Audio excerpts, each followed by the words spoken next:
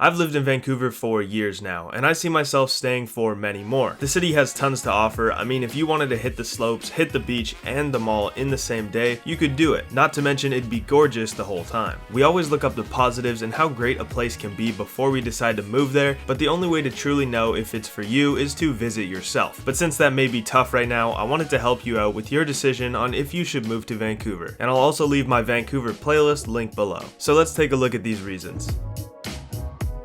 We've got 4 different seasons. You may ask, why would this be something that would make me not want to move to the city? And the truth is that this is something that makes people not want to move here, but also some people it makes them want to move here. And the biggest reason people dislike it is because of the constant change in weather. You're gonna have to be ready for all types of weather, which also means owning clothes for every type of weather. People have asked me on Instagram, like, Adam, if I move to Vancouver, can I survive throughout the year with just like shorts and a t-shirt? And the answer is no. You would not have a great time. By the way, you can follow and message me on Instagram here for more Vancouver stuff. And like we said, some people love the different seasons being there, so they never get bored of like one type of weather. But this also means that if you love certain seasons of the year like summer or winter, you're only gonna get a few months of that weather per year. And if you're like me, where you love the warm and sunny summer days, it's good to know that you're only gonna get like 2 to 3 months per year of that weather. And the last thing about this point is knowing that you have to deal with the not so nice times in between like the nice seasons. So a lot of gray and like kind of depressing and moody weather we get a lot of months throughout the year here in Vancouver, and we have to deal with slush because of this, because in between the like snowing season, if it snows that year, and in between the rainy seasons, we get this really wet like snow that sits on the ground, and it's pretty gross. It's not that bad, but it's just something to mention.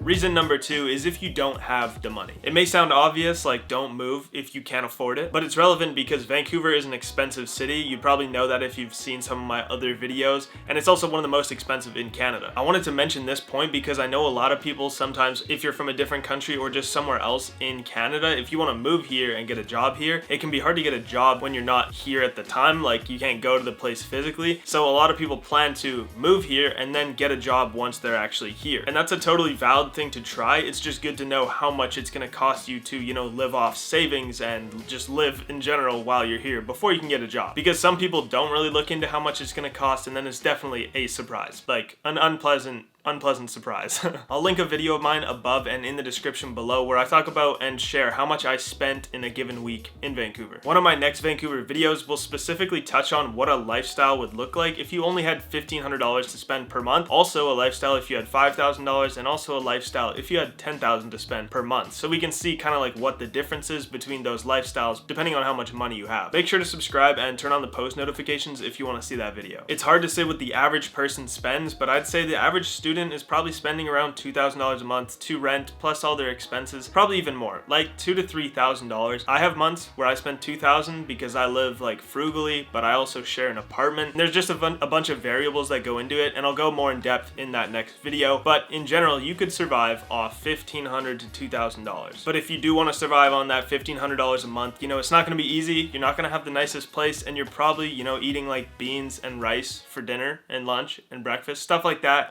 Not the nicest lifestyle, but it's just so I can give you guys an idea of what it's like.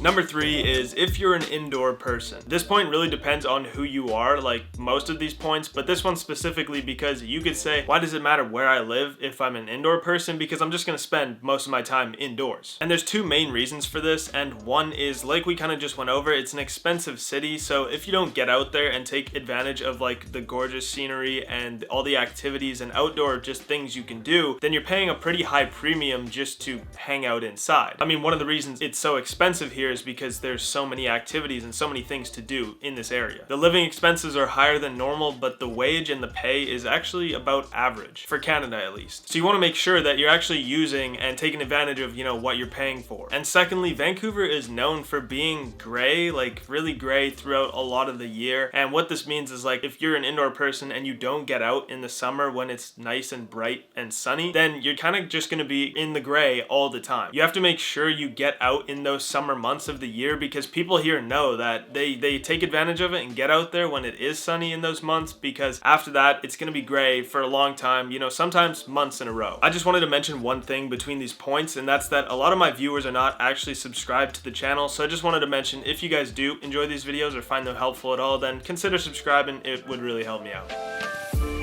Reason number 4 is if you don't like the cold. It's a Canadian city, right? So, I mean, obviously this was going to be on the list. Now, everyone has a different perception of what cold actually is, and I'll link a video up here again and below where I talk about exactly what weather and temperature you can expect every month throughout the year of Vancouver. Compared to the rest of Canada, Vancouver is actually one of the warmest cities in the country, and a lot of Canadians, probably most Canadians, would not consider Vancouver cold at all. And that's because some other places get very cold. In general, the Vancouver weather is pretty neutral, like the summers don't get too hot and the winters don't get too cold, but again, it depends who you ask. I figured it was important to mention because I know some people may be moving from countries or places that are warm all the time, so it's not like that here, and I thought it would be good to know. So even though we've got tons of like hiking trails, outdoor activities, you know, beautiful beaches, things like that, you can't take advantage of them year round. Like right now, if I walk down my street to the beach, I doubt I'd be able to find anyone swimming because it is cold and they'd have to be absolutely insane. I think a way to describe how cold it is like you need jackets in the winter, like winter coats and stuff, but you don't need to wear 2 layers of pants ever. That's a pretty good way to put it.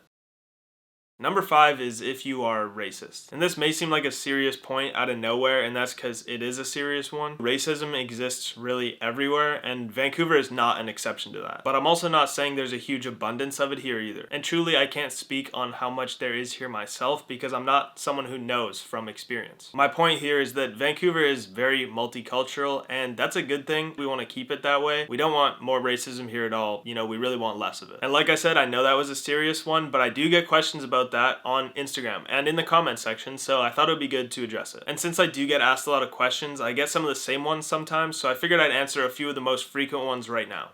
How do you find real information about moving to Canada? I know there's a lot of scams out there and like weird websites and stuff, so what I'm going to do is link the official Canadian government website below this video where they talk about how people can actually move to Canada. Is all of Canada expensive? I'd say no. In general, the bigger cities like Toronto and Vancouver are the most expensive, but there are places that are considered cheap throughout the country, but they may just be in like less desirable places. How do you get a job in Vancouver or Canada when you're from somewhere else? So I'd say the best way to get a job here in Canada or Vancouver is to be extremely skilled at a specific job. Like being very good at a specific job or skill is the best way to get hired by a Canadian company. And that's because it's a bigger process, and I believe it costs more money for companies in Canada to hire people from different countries and also just different areas in Canada. So they're most likely to only hire people who are very good and they like really need those people. So those were probably the most relevant reasons people should not move to Vancouver, in my opinion. As you probably noticed, it's heavily reliant on the person that you actually are because the city itself doesn't have that many negative aspects. If you want to see more of Vancouver, make sure to check out my Vancouver playlist. And if you're thinking of moving to Vancouver yourself, I've also got a moving to Vancouver guide, which again, I'll link below this video. So if you enjoyed this video at all, or it helped you in any way, consider leaving it a like. It helps me out. And if you do want to get in touch with me, you can head over to my Instagram and message me there at the adamjbell. Hope you guys have a great day, and I will see you next week.